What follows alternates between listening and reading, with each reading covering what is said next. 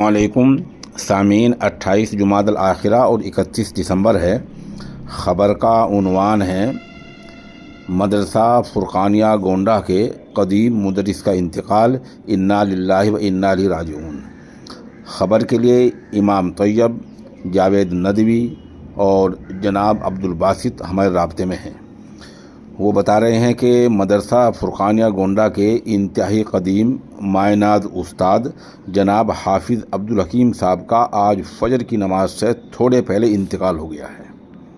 इन तीनों हज़रात ने सामीन से मरहूम की मग़फ़िरत, दर्जात की बुलंदी और पसमानदगान के लिए सब्र जमील की दुआ की दरख्वास्त की है। उधर इदारे के मोहतमिम मौलाना अज़ीमुल्लाह कासिमी ने गहर रंजोलम का इज़हार किया है और कहा है कि ऐसे मुखलिस, मुतवाज़े, मिलनसार और अपने फ़रीज़े को अंजाम देने वाले मैंने कम ही देखे हैं।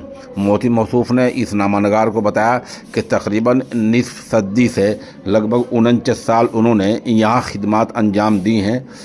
उनकी उम्र तकरीबन 75 साल है और वो शुरू से ही दर्ज हिफ्ज़ पढ़ा रहे थे। उन्होंने बताया कि उनका तकर्रुर इदारे में 1395 हिजरी में हुआ था। इस तरह ये इदारे क़दीम उस्ताद थे। बिला मुबालगा सैकड़ों हज़ारों इनके शागिर्द रशीद हैं। यही इनके लिए ज़रिए आखिरत है। हम भी तमाम सामीन से मरहूम की दर्जात की बुलंदी की दुआ की दरख्वास्त करते हैं। साथ साथ ये बता दें कि उनके बेटे बिरून मुल्क काम करते हैं, उनकी आमद का इंतज़ार है, उन सराबत का इंतज़ार है। अभी तदफीन के वक्त का बाज़ाब्ता ऐलान नहीं हुआ है।